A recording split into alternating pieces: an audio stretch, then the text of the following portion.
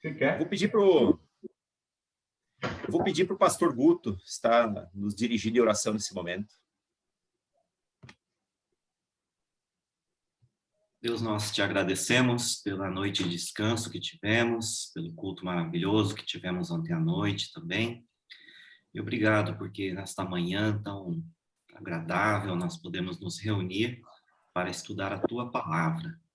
Abre o coração e a mente de cada um de nós, ó Deus, para que possamos absorver, ó Deus, a tua palavra ensinada, ó Deus, e que o Senhor possa usar a vida do pastor Marcos Roberto, para que realmente com esse dom especial que ele tem, ó Deus, ele possa nos transmitir, ó Deus, e nos ensinar acerca de Romanos, do livro de Romanos. Nós entregamos este momento nas tuas mãos e oramos em nome de Jesus. Amém. Amém. Irmãos, nós começamos aí a estudar Romanos há praticamente 3 meses já, estamos aí com 13 aulas. No primeiro capítulo todo, a gente viu acerca da depravação da humanidade como um todo, a maneira como Deus se revela de forma geral na natureza, e nós aprendemos no primeiro capítulo de que essa revelação geral, ela não é suficiente para salvar o ser humano, mas ela é suficiente para tornar a pessoa indesculpável, porque ela viu como Deus age na natureza e ele não louvou a Deus. Então, esses primeiros capítulos que a gente está trazendo, capítulo 1, 2 e depois o 3, ele mostra numa ordem muito bem fundamentada de Paulo a impossibilidade humana de se salvar. Tá? Para o ser humano é impossível se salvar. É necessário aqui, então, a graça redentora de Deus. Sem a graça redentora de Deus, de fato, para a pessoa fica impossível se salvar. E hoje nós vamos ver um pouco mais acerca dessa impossibilidade de salvação por vias humanas. Tá? Eu vou começar lendo aqui o texto de hoje. Eu vou voltar um pouquinho atrás para pegar todo o contexto. Vou entrar um pouquinho já naquilo que nós vimos na semana passada. E aí a gente já vai... Porque o estudo de hoje ele é baseado em Romanos capítulo 2, dos versículos 9 até o 16. Tá? Esse grupo de versículos. Mas eu já vou ler a partir do verso 5. Lembrando que o capítulo 2, se no capítulo 1, o apóstolo Paulo ele ataca a humanidade gentia em relação ao seu pecado, no capítulo 2 ele vai falar contra a hipocrisia dos falsos moralistas. Talvez o judeu pensasse, olha, nós somos os detentores da lei, nós somos o povo da aliança, então nada vai acontecer com a gente. E Paulo fala, pelo contrário, vocês são indesculpáveis porque vocês tiveram a lei, só que vocês optaram em não obedecer, tá certo? Então isso torna eles tão indesculpáveis quanto o povo gentil. O verso 5 diz o seguinte: contudo, por causa da sua teimosia e do seu coração obstinado, você está acumulando ira contra você mesmo para o dia do juízo, para o dia da ira de Deus, quando se revelará o seu justo julgamento. Deus retribuirá a cada um conforme o seu procedimento. Ele dará vida eterna aos que, persistindo em fazer o bem, buscam glória, honra e imortalidade, mas haverá ira e indignação para os que são egoístas, que rejeitam a verdade e seguem a injustiça. Haverá tribulação e angústia para todo ser humano que pratica o mal. Primeiro do judeu, depois para o grego. Mas glória, honra e paz para todo que pratica o bem. Primeiro para o judeu, depois para o grego. Pois em Deus não há parcialidade. Todo aquele que pecar sem lei também perecerá. E todo aquele que pecar sob a lei, pela lei será julgado. Porque não são os que ouvem a lei que são justos aos olhos de Deus, mas os que obedecem à lei, esses serão declarados justos. De fato, quando os gentios que não têm lei praticam naturalmente o que ela ordena, tornam-se lei para si mesmos, embora não possuam lei. pois mostram que as exigências da lei estão gravadas em seus corações. Disso dão testemunha também a sua consciência e os pensamentos deles, ora acusando-os, ora defendendo-os. Isso tudo se verá no dia em que Deus julgar os segredos dos homens mediante Jesus Cristo, conforme o declara em meu evangelho. Até aqui. Eu vou fazer aqui, então, o compartilhamento da nossa tela.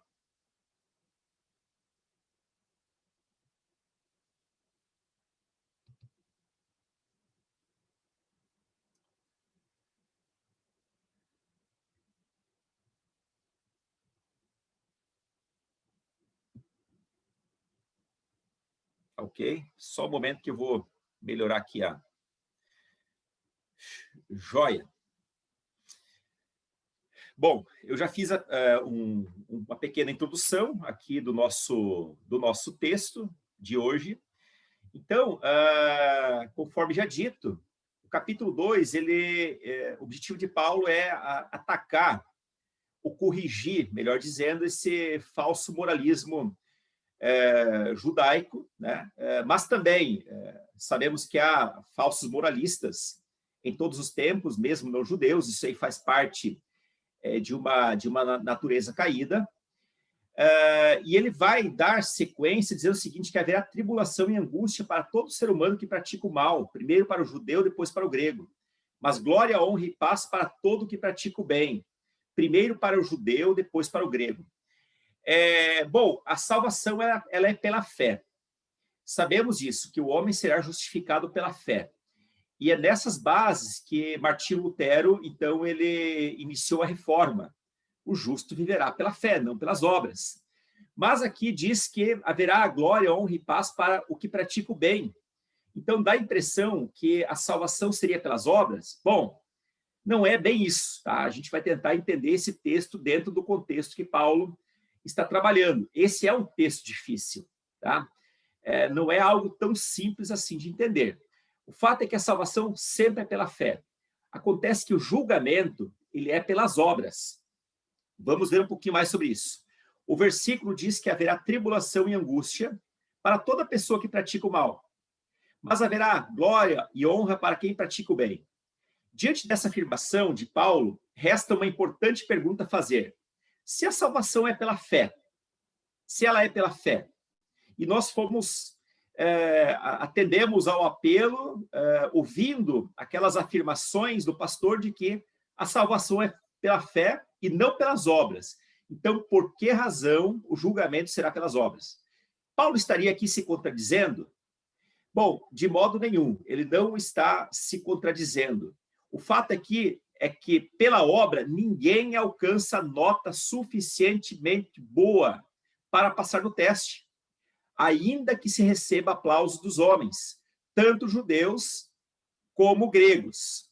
As obras aqui, elas não estão em oposição à salvação pela graça, de maneira nenhuma. Tanto é que Tiago vai falar sobre obras também.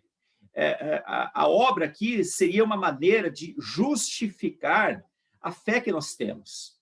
Então, elas não são mutuamente excludentes. Pelo contrário, fé e obras, elas são complementares. A fé, ela estaria muito mais numa ordem subjetiva, interior, interna ao ser humano, enquanto as obras seria para o cristão a manifestação da fé daquilo que ele tem no seu interior. Agora, o problema aqui é quando alguém que faz o bem e pensa que está fazendo o bem por sua própria força. E mais, quando essa pessoa pensa que faz o bem, e ao fazer o bem, ela acha que não precisa de conversão, porque ela se considera boa. E essa aqui é justamente a maldição do falso moralismo. É alguém que acha que é bom, só que mesmo a pessoa boa, ela em algum momento, em algum ponto, ela vai acabar deslizando, porque ninguém consegue realizar a lei ou seguir a lei de Deus de uma maneira 100% correta. Isso é impossível a qualquer ser humano. O único que de fato fez isso foi Jesus. Ele de fato cumpriu a lei. É necessário aqui lembrar que Paulo está combatendo o falso moralismo judeu. E esses judeus acreditavam que por conhecerem a lei, seriam absolvidos de qualquer condenação. Aí um teólogo chamado Emil Brunner diz o seguinte: o conhecimento do bem não é o bem em si mesmo. Quer dizer, até um corruptor, até um traficante, um bandido, ele sabe a distinção do bem e do mal. Jesus diz que mesmo vocês, sendo maus, sabem dar coisas boas aos filhos. Paulo agora está pensando especialmente, mesmo que não de maneira exclusiva, sobre os judeus. O seu melhor conhecimento, o melhor conhecimento da vontade de Deus, permite aos judeus acreditar que eles mesmos são melhores e escaparão, portanto, do juízo da ira de Deus. Então, eles acham assim, ó, são o povo da promessa, eles foram libertos, Deus agiu com mão poderosa, com mão firme dos povos opressores que viviam nas redondezas, então eles vão escapar do juízo como se eles fossem pessoas muito privilegiadas. A questão é que Deus jamais pergunta sobre o conhecimento, mas sobre as atitudes. Ele não pergunta aos cristãos sobre o seu conhecimento, mas Deus questiona as ações. Estão lembrados daquela mensagem da semana passada, quando o pastor Guto pregou sobre aquela mulher analfabeta que entregava folhetos no ônibus e pediu para alguém ler para ela? E isso se transformou aqui numa estratégia de evangelização, porque ao ler aquele folheto para aquela mulher analfabeta, eles próprios davam-se contas da vontade de Deus, então talvez ali muitos se converteram. Pois é, uma mulher sem conhecimento, talvez, sem um grande conhecimento, talvez como a maioria de nós tem, porque se tratava de uma mulher analfabeta. Mas Deus não julga o conhecimento. Deus julga o que nós fazemos com aquilo que nós conhecemos, tá? O judeu, ele conhecia muito, mas ele praticava muito pouco. E muito pior do que isso, o judeu, ele fazia coisas erradas de uma maneira deliberada. E aí o Emil Brunner segue. Pois, ele não pergunta aos cristãos sobre o seu conhecimento, mas questiona as suas ações.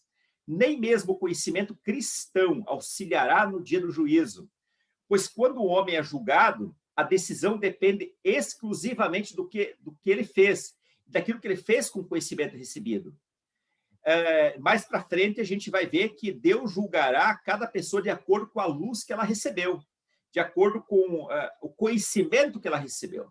Então, há, portanto, a diferença entre aqueles que permanecem no dia do juízo e aqueles que caem quando Deus julgar de acordo com as ações.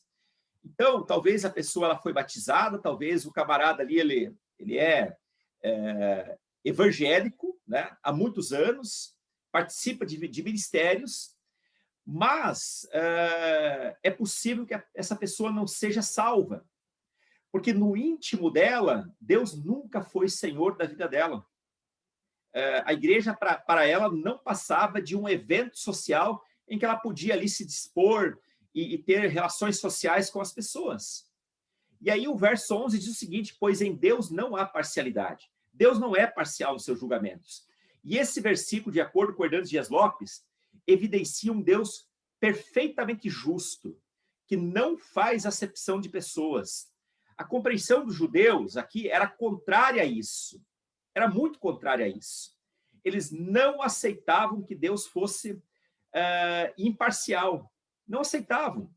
Como povo escolhido e depositário da lei, eles pensavam aqui que tinham privilégios que os isentassem da culpa. É como aquele filho que ficou em casa na parábola do filho pródigo, e ele questiona o pai, ou questiona a conduta do pai ao receber com festa o filho mais novo que havia desperdiçado todas as coisas, né? Numa vida totalmente depravada, mundana, né? Vindo, inclusive, a ter que comer aí aquilo que era dado aos porcos. E aquele filho, ele assim, fala para o pai: olha, eu estive a vida inteira contigo, nunca dei trabalho, para você sempre fui um sujeito muito responsável, mas o senhor nunca matou um boi, um cabrito, um animal aí, fez um churrasco para mim. Quer dizer, era alguém que se sentia muito acima ali do seu irmão. Esse é o falso moralismo judaico. Ele olha para cima, por cima, olha os outros de cima para baixo e despreza os outros. E se aquele filho que fica em casa, ele comete o pecado, é o pecado do desprezo em relação ao seu irmão mais novo, e ao desprezar seu irmão mais novo, também ele despreza o pai que havia recebido com muito afeto aquele filho que havia sido perdido, mas que foi resgatado. Aqui não está em jogo, no entanto, o que está em jogo aqui são dois povos indesculpáveis. Dois povos indesculpáveis. Os judeus são indesculpáveis, mas os gentios também são indesculpáveis. Veja bem, embora Deus tenha se revelado de uma maneira diferente para eles, ninguém será isento da culpa. E por quê? A gente já vai ver isso um pouquinho mais. Até o momento, Paulo havia acusado a humanidade inteira por seu pecado. Nesse momento, ele acusa judeus e gentios de maneira separada e lhes informa que no que tange a responsabilidade eterna, ninguém está isento. Ninguém aqui tem privilégio nenhum. Os gentios até podiam aqui alegar ignorância na sua defesa. Olha, nós não conhecemos a lei, portanto, somos indesculpáveis, mas eles tiveram a revelação geral e não deram graças a Deus por isso. Os judeus também alegavam aqui ser depositários da lei. Então, eles acharam, olha, se os gentios eles alegam ignorância, nós somos o povo escolhido, nós somos um povo privilegiado, e por isso eles seriam desculpados, de maneira nenhuma. Dos gentios, Paulo derruba a sua tentativa de subterfúgio, alegando desconhecimento. Já dos judeus, Paulo ataca essa falsa e fútil vanglória. Aquela pessoa que bate no peito e diz, olha, eu sou judeu, ou melhor, não, o que é você para falar? Eu sou crente há 30 anos, quando a igreja foi fundada lá em 1900 e bolinha e tal. Mas essa pessoa, muitas vezes, ela está com o coração não convertido. Ela se convenceu de várias maneiras, mas ainda o Senhor não é Senhor da vida dela. Ela ainda segue os ditames, ou melhor, segue as próprias regras. Muito bem. Todo aquele que pecar sem a lei também vai perecer. E todo aquele que pecar debaixo da lei, pela lei será julgado. Quer dizer, cada pessoa vai ser julgada de acordo com a luz que recebeu. Ninguém vai ser julgado de fato por aquilo que não recebeu. E nesse sentido, Deus é extremamente justo. Verifica-se aqui que a justiça de Deus, manifestada por meio de condenação, vai atingir os dois lados, vai atingir os judeus, mas também vai atingir o resto da humanidade. Por que estou falando tanto aqui nessa questão do julgamento? Porque Paulo, ele começa justamente esses primeiros capítulos para dizer que toda a humanidade, sem exceção, é depravada. Toda a humanidade pecou. E toda a humanidade está, assim, destituída de Deus, está distante de Deus, a não ser que Deus intervenha com sua graça, a não ser que Deus intervenha com seu amor por nós. Então, assim, não há desvantagem para o gentio que não conhece a lei, não é nenhuma desvantagem, e nenhuma vantagem ou privilégio para o judeu que conhece a lei. Sendo assim, o judeu conhecedor da lei, nada pode fazer diante da condenação a não ser ficar quieto. Ele conhecia a lei, mas ele não cumpriu a lei. Esse é o fato. Os gentios, por sua vez, são condenados exatamente com o mesmo rigor. Mesmo não tendo a lei, eles conhecem. E quando eu falo aqui de lei, em relação aos judeus, eles conhecem as leis naturais, as leis que regem o nosso mundo, eles conhecem as leis morais, mas também eles conhecem a lei dos 10 mandamentos e todas as leis cerimoniais. Então, eles são conhecedores da lei. O problema é que eles não cumpriam. E eles foram além, eles acabaram criando ídolos para si mesmos. Os gentios, por sua vez, ou o restante da humanidade que não é judeu, eles são condenados com o mesmo rigor. Mesmo não tendo lei, eles conhecem. E qual é a lei que eles conhecem? Não se trata aqui da lei cerimonial. Se trata de uma lei geral que Deus imprimiu no coração de cada pessoa. Então, qualquer tentativa de autojustificação de qualquer lado será tida como tolice. E esse é um grande texto justamente para defender a necessidade de que todos precisam de Jesus. Mesmo aquela pessoa extremamente boa, muito legal, muito caridosa. Irmãos, nós temos pessoas extremamente caridosas, entre espíritas, entre muçulmanos, entre budistas, em qualquer área. Mas por que essas pessoas são boas? Essas pessoas são boas porque Deus imprimiu a lei moral no coração dessas pessoas. Acontece que essa lei moral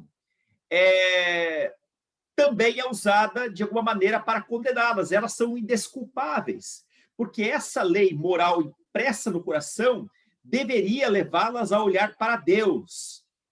Só que elas não olham para Deus. Elas atribuem a bondade aos seus próprios recursos e não reconhecem que foi Deus quem imprimiu essa lei nos seus corações. Então, aqui, qualquer tentativa de uma autojustificação de qualquer lado, tanto por judeu quanto pelo resto da humanidade, deve ser tido como uma grande tolice. Paulo aqui levanta a ideia, então, corrente dessa lei natural do que eu já falei, mas imediatamente associa com a ideia da criação. Deus escreveu sua lei no interior de cada coração.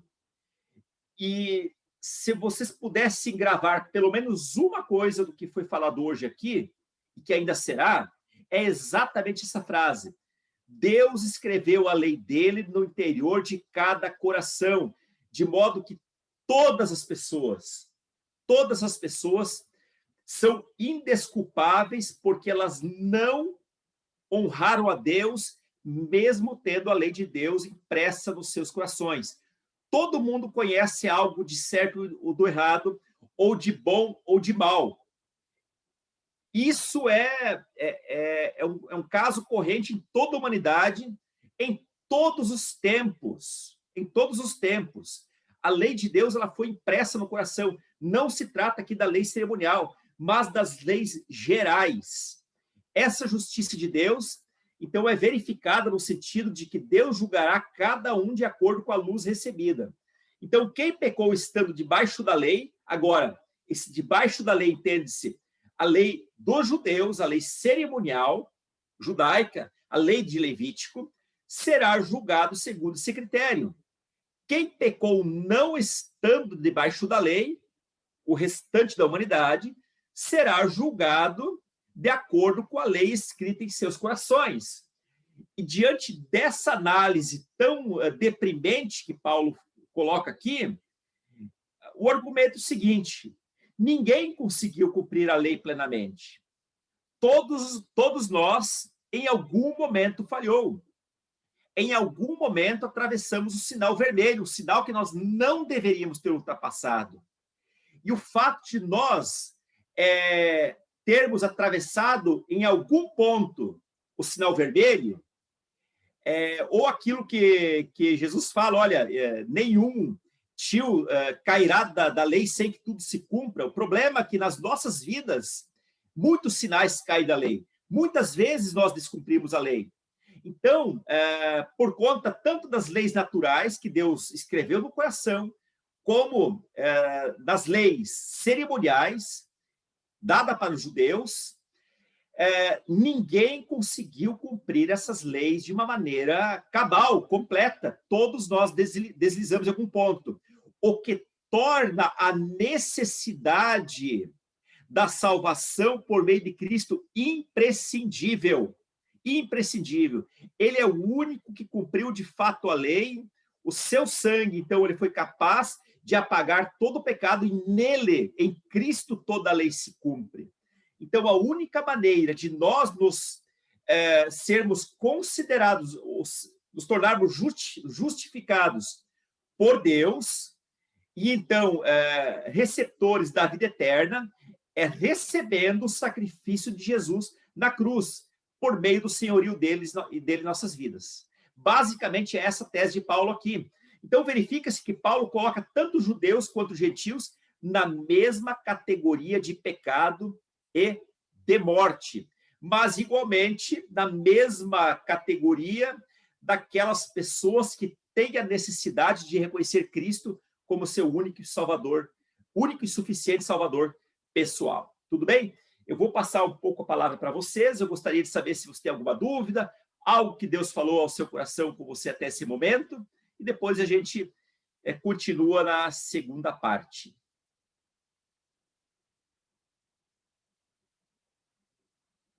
Irmãos, eu sei que não é um texto fácil, tá?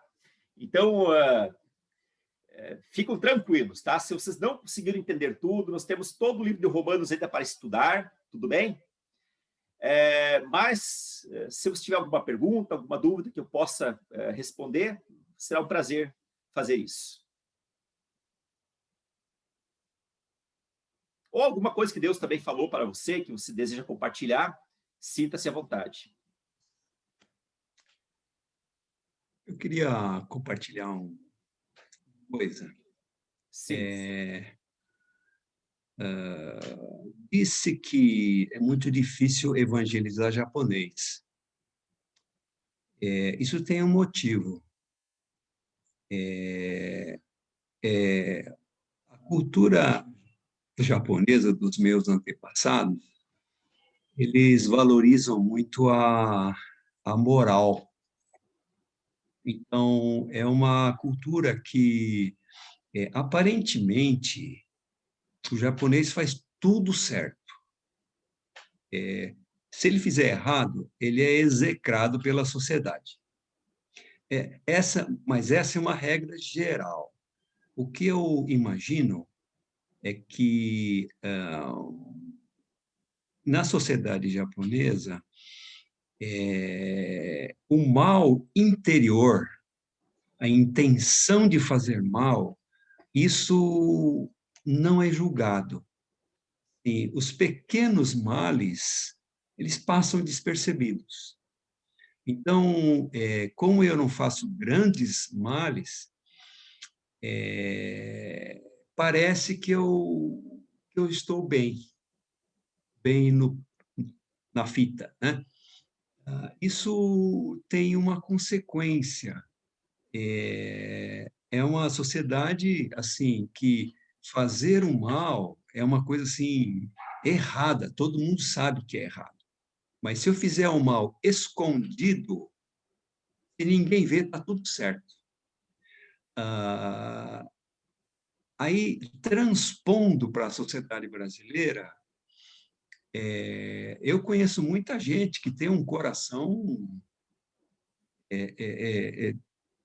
muito solidário, que são pessoas muito boas.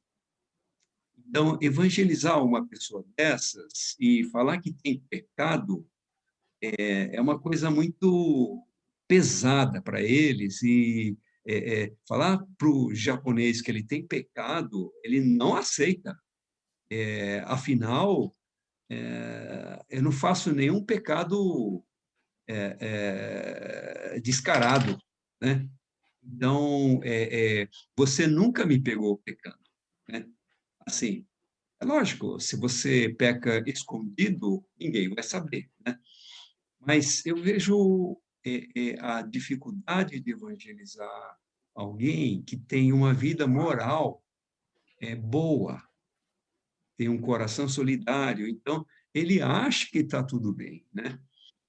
Mas esse estudo de Romanos tem mostrado que existe um argumento para você mostrar que ele vai para o inferno também, se ele não tiver Jesus. Ele pode ser uma pessoa muito boa, mas ele vai para o inferno também. se não for por Jesus Cristo. Então, esse estudo aqui tem sido muito interessante para mostrar para a gente que até para uma pessoa que aparentemente não é um pecador grosseiro, né? Ele tem tantos pecados escondidos que ele não imagina. E esse argumento é uma coisa muito importante para a gente usar num processo de evangelização, de convencer o coração da pessoa, que no coração ele peca, nas intenções, nos pensamentos, né? E Jesus veio mostrar esse lado também das pessoas que são aparentemente boas, mas têm o coração distorcido e aparentemente ele parece que está bem, né? Mas eu vejo uma necessidade de mostrar essa lei moral geral, que a intenção do coração é o ponto principal que a pessoa precisa regular, né? É um comentário que eu faço, porque pela cultura japonesa, muita gente acha que o japonês ele é muito perto da perfeição, né? Não, ele não faz nada errado. Ele não faz nada errado aparentemente, né? Mas é tão pecador quanto qualquer outro, né? Mas é uma coisa que eu tenho aprendido desde a minha infância, né? Obrigado. Muito obrigado pelo seu comentário, Gilson. E é exatamente isso que Paulo aqui ataca, né? Nesse texto, é esse moralismo, às vezes, distorcido, né? É interessante, naquela parábola do fariseu e do publicano, quando o fariseu disse, olha, obrigado, Senhor, porque eu não sou como esse camarada aí, que eu dou dízimo de tudo que eu tenho, eu faço isso, faço aquilo. De fato, eles faziam. Eles faziam sim, eles ali era a risca, né? Eles eram de fato aquilo. O problema é que essa coisa do julgamento, de se achar melhor do que os outros, né? Isso realmente, né? Tornava eles tão culpados quanto os demais, né? Tão culpado quanto os demais. Muito bom. Mais alguém?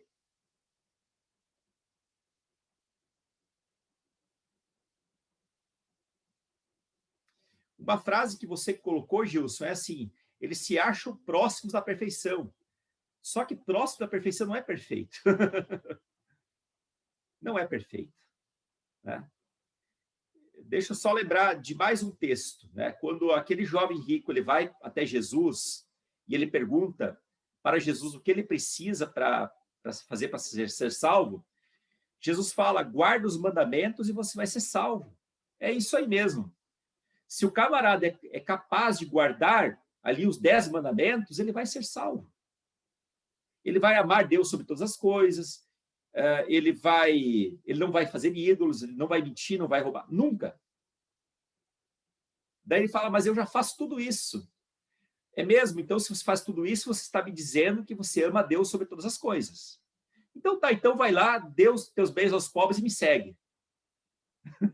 Aí ele saiu de lá entristecido, porque ali ele entendeu que ele não conseguia amar Deus sobre todas as coisas. Então, quando a pessoa é confrontada com a sua falta, ou ela sai entristecida, como foi o caso daquele rapaz, ou então, de fato, ela se converte. Não há meio termo ali. Mais alguém? Pastor Marcos, Sim. tem um fato, ele falou da conduta do japonês, etc., tal, Gilson, né? E aconteceu também com meu pai era pastor lá na Segunda Aliança, e lá tinha uma família no sítio, uma família muito budista, muito duro de coração, eles não queriam saber de evangelho, não queriam saber de nada, Mas a atitude do meu pai foi muito assim, coerente. Pois ele não coiado.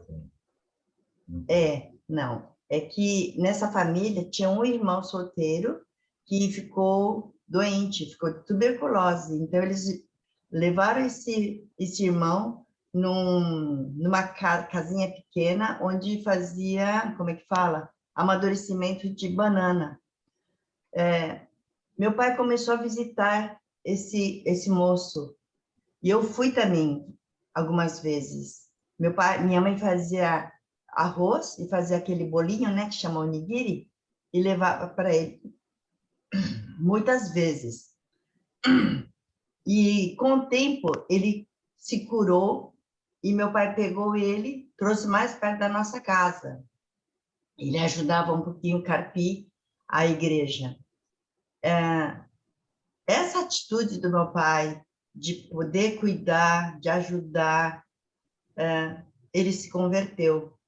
Mas melhor ainda é que a família toda, que viu esse irmão bem, hoje bem, lá trabalhando com meu pai, lá na Segunda Aliança, a família toda se converteu.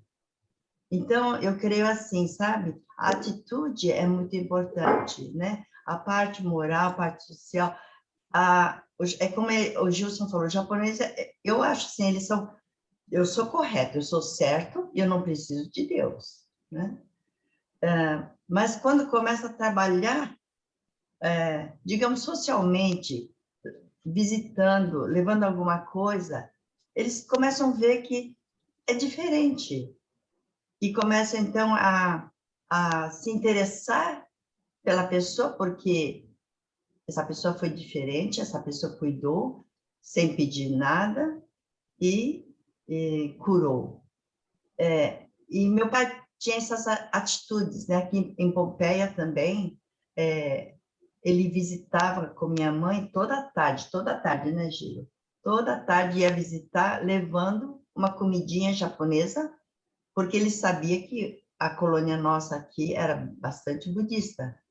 E só visitando, não falava de Deus. Visitando até ganhar a confiança, né?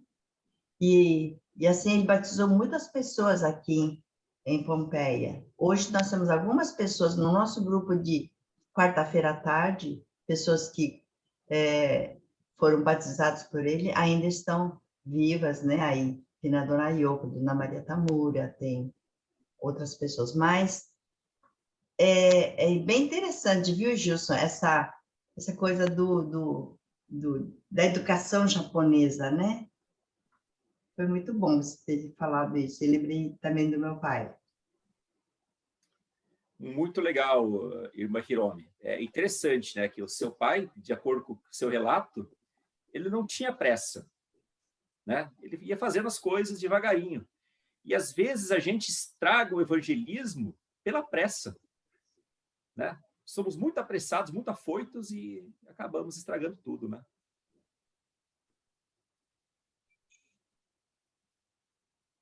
É isso, mais alguém, ou podemos dar continuidade aqui?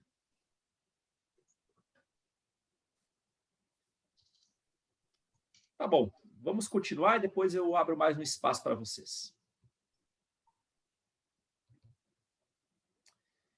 Muito bem, aí o apóstolo Paulo vai dizer o seguinte: porque não são os que ouvem a lei que são justos aos olhos de Deus, mas os que obedecem à lei, estes serão declarados justos. Os judeus precisam apenas ser lembrados daquilo que já sabem. E será que, irmãos, nós, cristãos do século XXI, também não deveríamos apenas ser lembrados daquilo que nós já sabemos? É por essa razão que nós temos cultos, escola bíblica, culto de oração agora, né? Por que a gente precisa estar toda vez nos cultos, né? Ou esse seria o desejável? Porque nós facilmente esquecemos das coisas, tá? Então, nós precisamos constantemente estarmos sendo lembrados. E aqui os judeus precisam ser lembrados daquilo que já sabem, pois eles têm a lei, mas não cumprem. Os gentios não têm a lei. Eles não tinham a lei no passado, porque ela não foi dada. A lei cerimonial, os 10 mandamentos, foi dado para o povo do Sinai, para os judeus. Então, os gentios não têm lei, mas a conhecem. Logicamente que Paulo não está pensando numa lei ritual aqui, ou nas prescrições de rituais que todo judeu deveria observar. Mas ele está pensando naquelas leis gerais, que não são completamente ignoradas por todos os povos, como as prescrições dos 10 mandamentos, com as ações de amor ao próximo. Se vocês lerem os 10 mandamentos, vocês vão perceber que os 10 mandamentos são divididos basicamente em 2 grandes leis que depois Jesus vai reafirmar no Novo Testamento. Ame a Deus sobre todas as coisas e ao teu próximo como a ti mesmo. Então, todas as leis dos 10 mandamentos, a partir do versículo 4, são leis de amor ao próximo. Não roubar, não matar, não cobiçar, né? Não dar falso testemunho. Tudo isso são leis que eu cumpro por amor ao próximo, tá certo? E essas leis gerais, elas estão muito bem estabelecidas na maioria dos povos. A maioria dos povos, mesmo que não conhecem Jesus, eles cumprem essas leis, por se tratar de leis gerais. Esses mandamentos podem ser seguidos sem a influência artificial da religião. É disso mesmo que Paulo conclui a respeito dos gentios. Não tendo lei, servem eles de lei para si mesmos, porque eles têm a lei de Deus impressa nos seus corações. Aqui nós estamos, logicamente, falando dessas leis morais, dos 10 mandamentos e tantas outras, né? Não cobiçar, não matar, não dar falso testemunho, e por aí vai. Muito mais do que conhecer a lei, é necessário cumprir. Os judeus conheciam profundamente, porque eles eram ensinados. Eles praticamente, era algo cultural deles. Vemos lá em Deuteronômio, né, que eles conversavam, eram orientados a conversar com os filhos acerca de tudo que Deus havia feito, e conversavam de manhã, ao pôr do sol, estando sentado, estando caminhando. Eles faziam isso. Acontece que eles conheciam a lei, eles divulgavam a lei, as histórias, mas eles não cumpriam. Portanto, eram considerados injustos. E mesmo aqueles que procuravam cumprir a lei, eventualmente, eles deslizavam em alguma delas. Vamos pensar na parábola do filho pródigo um pouco para ilustrar. Estão lembrados que... desculpa, filho pródigo não. A parábola do... Espera aí. Deixa aqui lembrar. Não, daquele que foi espancado e foi deixado à beira do caminho. Tá? A parábola do bom samaritano, tá? Me deu um lapso aqui de memória. A parábola do bom samaritano. Passou lá um sacerdote, passou lá um levita, e eles simplesmente deixaram aquele homem ali jogado, né? Às traças, sem cuidado nenhum. A pergunta é, será que esses 2 homens não eram bons? Olha, socialmente falando, é muito possível que sim. Eles eram cumpridores da lei cerimonial. O problema é que eles deslizaram num ponto da lei que era um aspecto da lei do amor ao próximo, né? E isso tornava eles condenáveis, tanto é que Jesus trouxe essa parábola, essa história para a gente. Tudo bem? O próprio livro de Levítico ensina que cumprindo as leis, o homem viverá por eles. O problema é que ninguém consegue cumprir a lei de uma maneira completa, perfeitamente completa. O que se ensina aqui é que, se a justiça for buscada por meio da lei, esta precisa ser plenamente cumprida. Aqui, recuperando um pouquinho a palavra do Gilson, não basta ser quase perfeito. É necessário ser perfeito. O problema é que ninguém consegue ser perfeito. Daí que se faz necessário de que todo mundo precisa de Jesus. pois a justiça da lei consiste na perfeição da obra. Quer dizer, se a coisa não for perfeita, nós somos considerados inaptos para a salvação, né? Aí entra Jesus na nossa história. Sendo assim, esse texto não ensina a salvação pela lei ou pelas obras da lei, mas ensina muito mais do que isso, a impossibilidade de ser justo pela guarda integral da lei. Por isso, irmãos, não adianta barganhar com Deus, né? Olha, se eu fizer isso e tal, se o senhor fizer isso por mim, então farei tal coisa. Barganha com Deus não resolve. Tentar subornar Deus não resolve. Deus é perfeitamente justo e ele conhece os desvios dos labirintos dos nossos corações. Ninguém consegue cumprir integralmente, sendo necessário uma outra justiça. E essa outra justiça somente Jesus pode fazer, porque as demais alianças nós conseguimos quebrar todas. Calvino assegura de modo bastante enfático: aqueles que interpretam mal essa passagem, e aqui Calvino vai ser bem duro no que ele vai dizer, mas temos que entender o momento histórico em que ele vivia. Ele é um reformador, tá? Ele estava saindo debaixo da hegemonia católica, com todas aquelas questões de obras envolvidas. Então ele diz: aqueles que interpretam mal essa passagem com o propósito de construir a doutrina da justificação com base nas boas obras, merece a repulsa universal. Ora, é uma frase muito dura, mas precisamos lembrar o contexto reformista em que Calvino vivia. E aí o 14 diz o seguinte: de fato, quando os gentios que não têm lei praticam naturalmente o que Deus ordena, ou que a lei ordena, tornam-se lei para si mesmos, embora não possuam a lei. Apenas Israel recebeu a revelação do Sinai, ninguém mais. Mas a bondade de Deus, a fim de preservar os gentios para a salvação em Cristo, foi prolongada para todas as pessoas que assim desejam. Então, mesmo que a pessoa seja alienada de Deus, ainda continua sendo um ser humano. Quer dizer, essa lei geral, ela foi dada a todas as pessoas, de modo que todas as pessoas são capazes, mesmo que elas se digam ateias, que não creem em Deus, elas não deixam de ser seres humanos. Pelo contrário, podem ser seres humanos extremamente bons, mas eles são bons porque a lei de Deus, ou melhor, a salvação, a revelação do Sinai, foi prolongada em algum sentido para todas as pessoas, de modo que todo mundo é capaz de fazer ou de cumprir aquelas leis universais que são relativas ao bem-estar do próximo, como não matá-lo, como não roubá-lo, como não difamá-lo, e por aí vai.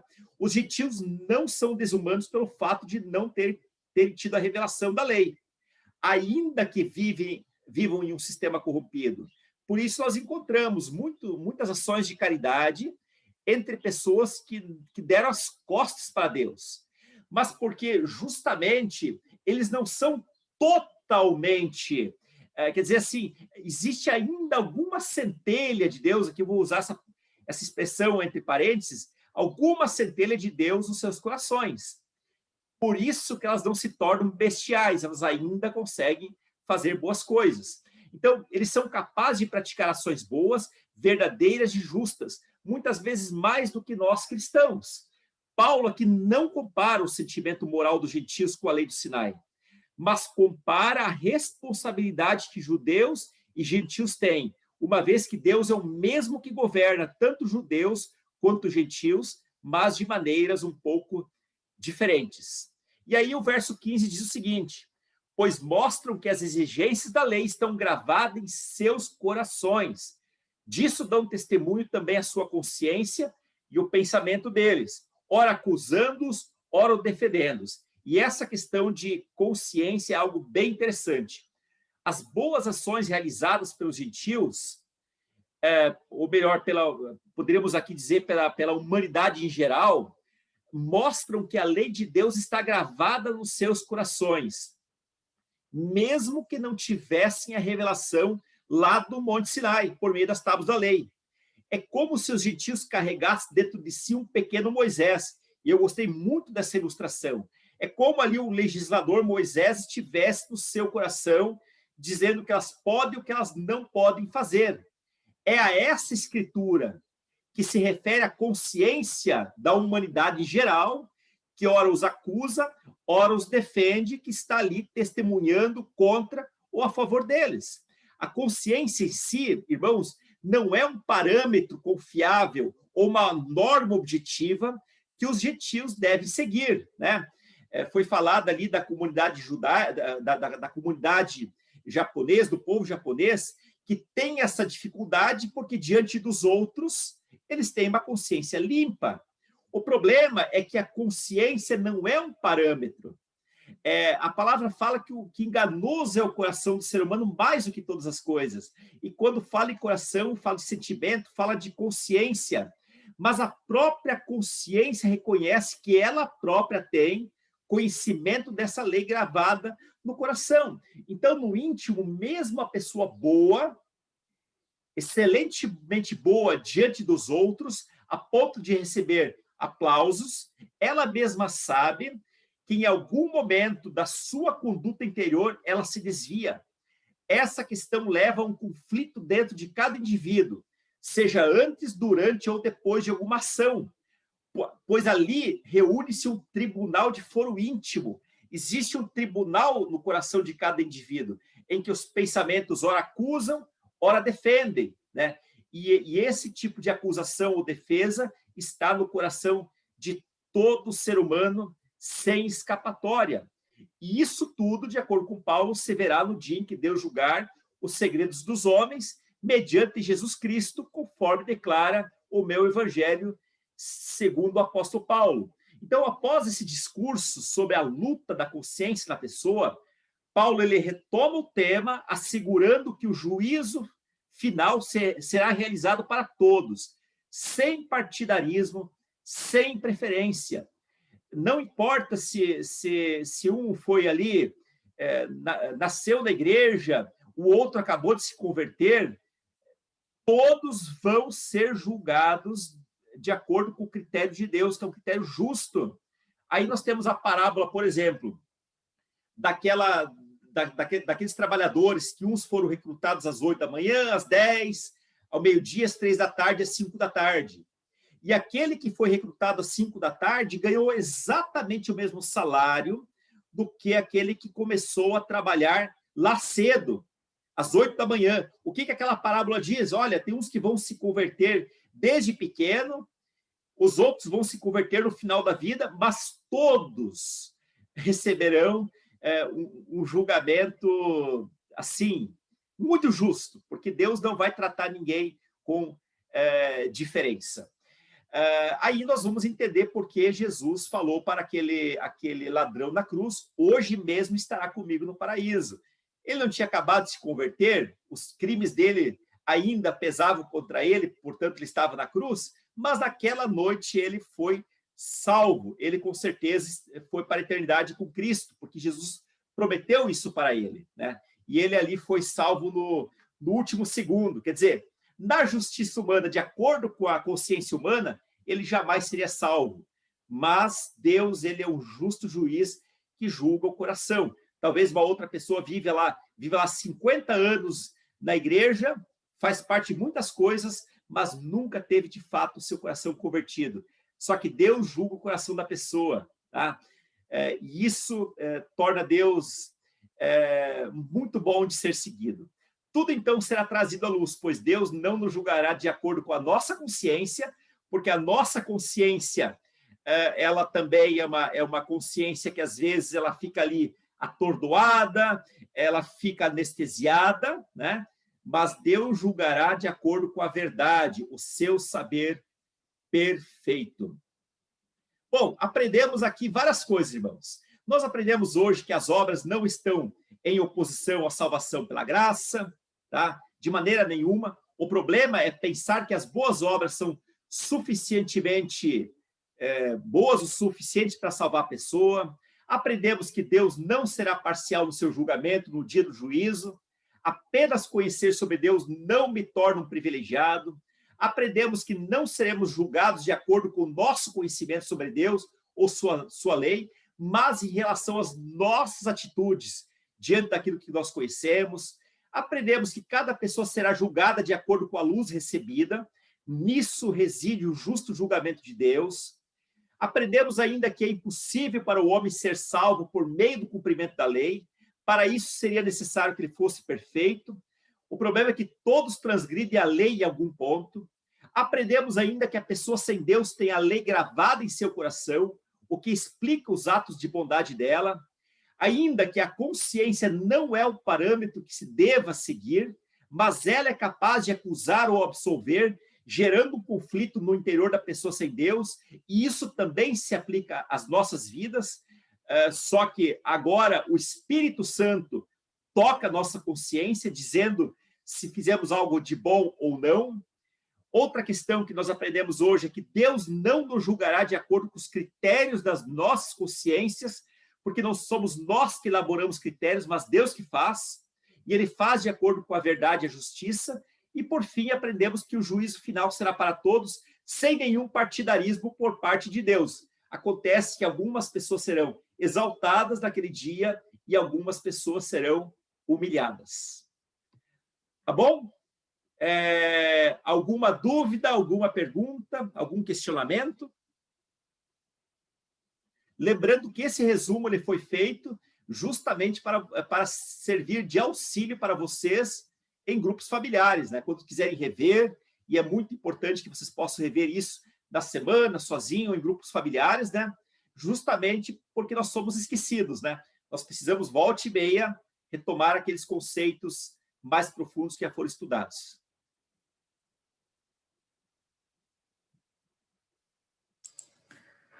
Ô, Pastor Marcos, comentário aqui. Bom dia. Bom dia, Roda. Você falou em duas palavras interessantes, que é todos temos uma luz recebida de Deus, né? E também a lei gravada, né? Sim. Será que eu posso entender, por exemplo, como o homem foi feito à imagem e semelhança de Deus? Posso entender que todo homem carrega um DNA de Deus, não é? Seja crente ou não, seja budista e muçulmano, e que é esse DNA que nos traz essa mensagem direta ao nosso coração? Olha, Ronald, boa pergunta. Eu acho que sim. Eu acho que sim. Porque o que a gente fez lá no Éden foi corromper a imagem de Deus nas nossas vidas. E quando a gente fala de imagem de Deus, não é imagem física, tá? É toda a imagem santa e moral de Deus. Essa imagem ela foi corrompida, mas ela não foi varrida dos nossos corações. Nós ainda temos essa centelha, esse DNA que eventualmente vai clamar por Deus. Tudo bem? Mais alguma questão?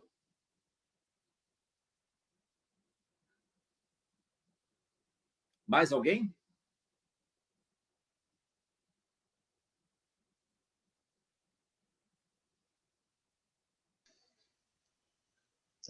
Pastor, sim. Eu não sei se eu posso chamar de dúvida isso.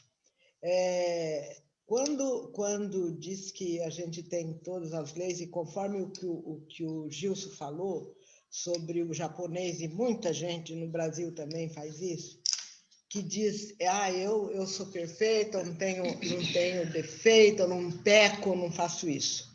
Há uns anos, muitos anos atrás, a igreja teve, na igrejinha, um evento que ensinava para a gente como usar as 4 leis espirituais para evangelizar e tudo. Sim. E a gente tinha que fazer a prática, ir para a rua com as 4 leis e conversar com pessoas e evangelizar. E uma dificuldade que eu tinha, e acho que tenho ainda, é quando a pessoa diz isso, sabe? Não, eu não cometo nada, eu não peco, não, eu não preciso.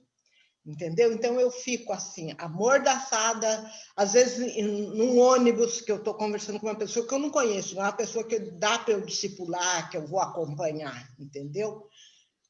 E aí eu fico assim, o que é que eu digo quando ela diz para mim, não, eu não peco, eu não isso, eu não aquilo, mas eu sinto assim um peso de falar de Jesus, mas a pessoa se nega, não quer, e eu faço o quê? E se fecha. Não se fecha não, às vezes ela continua conversando, sabe?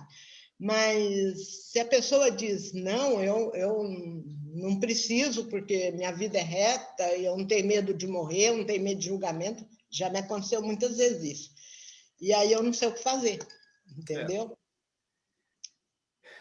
Talvez ali a semente do evangelismo ela foi de fato jogada. Tá? Ela foi de fato jogada. E quem convence, em última análise, a pessoa do seu pecado é o Espírito Santo. É claro que a pessoa tem que dar abertura para isso. Tá? Talvez não é o momento dela. Tá certo? Às vezes, evitar uma discussão, sobretudo quando você não tem muito tempo, é a melhor coisa. Mas você jogou a isca. Pode ser que em algum momento essa pessoa vai se defrontar mais uma vez com alguém que vai evangelizar ela, mais alguém vai dizer que ela é pecadora, mais alguém, e talvez algum dia ela vai se converter, talvez nunca. Muitos vão morrer, né, nesse orgulho e jamais vão aceitar porque ela se acha plenamente boa, tá certo? Agora, quando você tem a condição de oferecer uma visita, de ir na casa dela, perguntar se pode fazer um estudo um pouco mais completo, tal, aí é uma oportunidade. Aí pode ser uma oportunidade, tá certo? Agora, realmente, no ônibus, na pressa, às vezes não há tempo e também não tem nem ambiente para ficar ali debatendo essas questões, tá certo?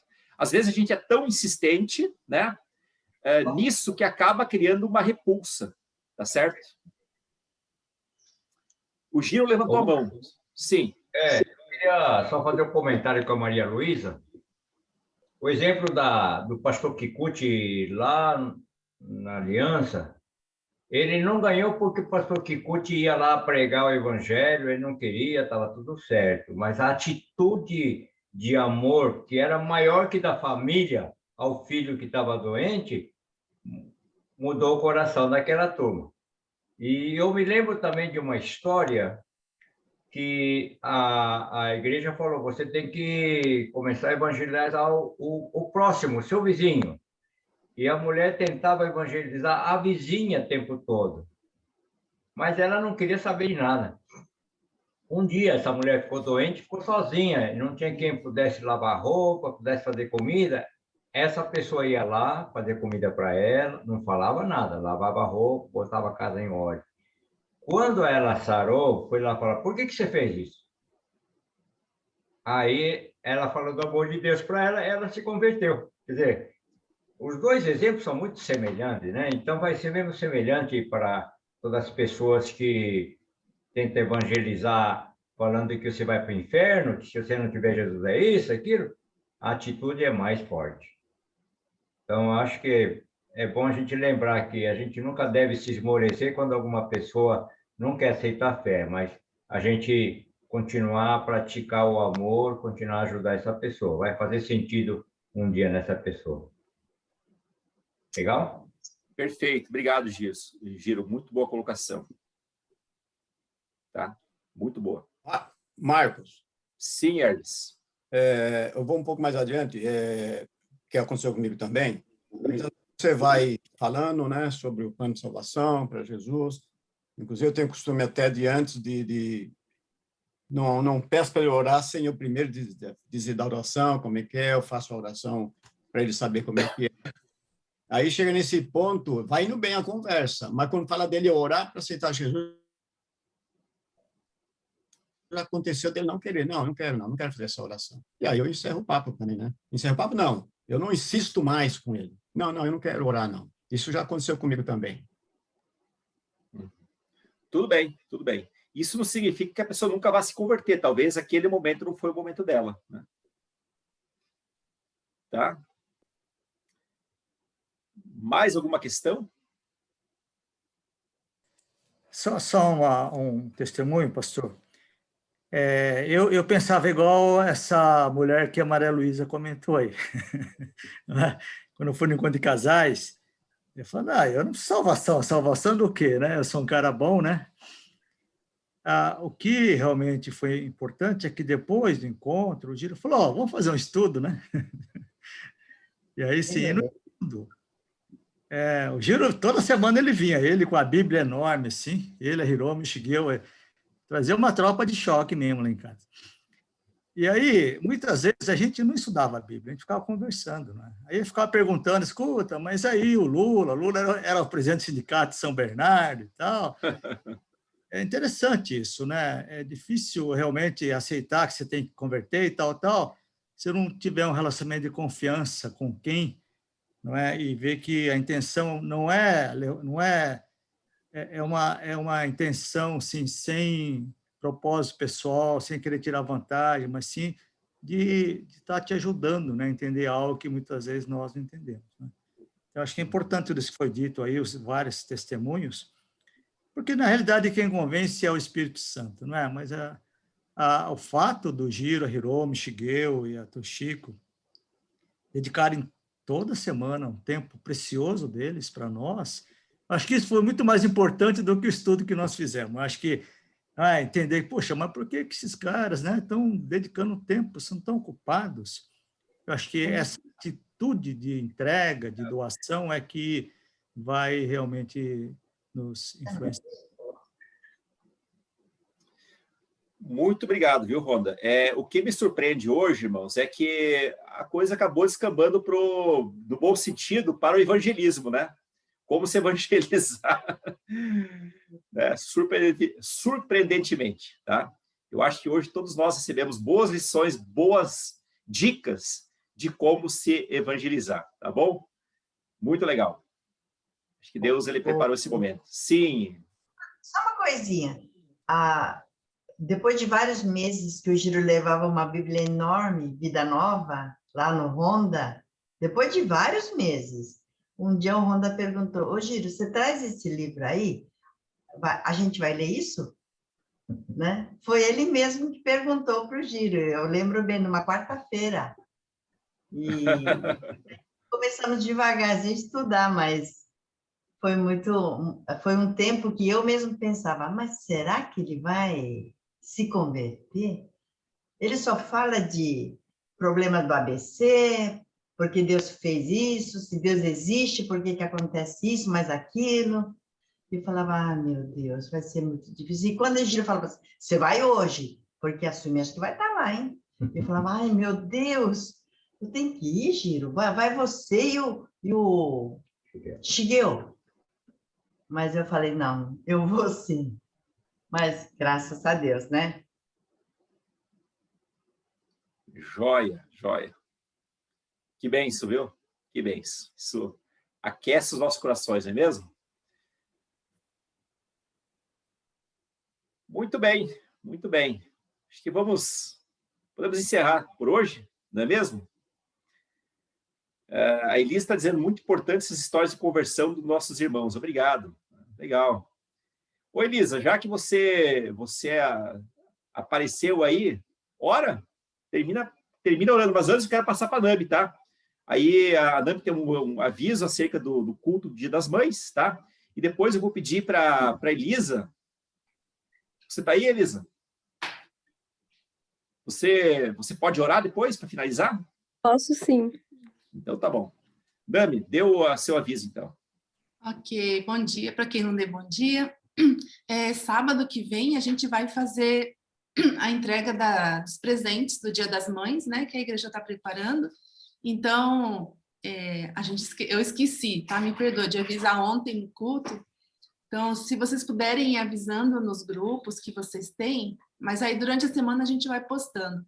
Então, vai ser no sábado, das 4 às 5, no sistema de drive-thru também, ok? Aí eu pedi para os maridos, filhos, né, puderem passar lá para pegar. É isso, obrigada. Pode ir a própria pessoa também, né, mas... Ok, é isso, obrigada. Tá bom. Aviso dado. Elisa. Sim, vou orar. Senhor Deus, obrigada, Pai, por esse dia, por essa escola da Bíblia, Deus, e porque podemos, Senhor, ser alimentados, Deus, pela Tua palavra, Deus, através dos nossos irmãos. Que o Senhor nos abençoe, Pai, abra nosso entendimento, Deus, sobre os nossos pecados, Deus, sobre a nossa confiança na lei. Nos ensina a confiar na Tua graça, Pai, e a viver e pregar isso, Senhor. Que o Senhor realmente nos dê coragem para evangelizarmos, Deus, dependendo do Senhor, Deus, e não do coração do outro, Senhor. Abençoa o nosso domingo, Senhor, a nossa semana e a nossa meditação na palavra também, Senhor, em nome de Jesus. Amém. Amém. Amém. Deus abençoe a todos e até a semana que vem. Tchau. Tchau, tchau. Para vocês, irmãos. Um abraço. Abençoe a todos. Bom domingo. Boa semana. Obrigado.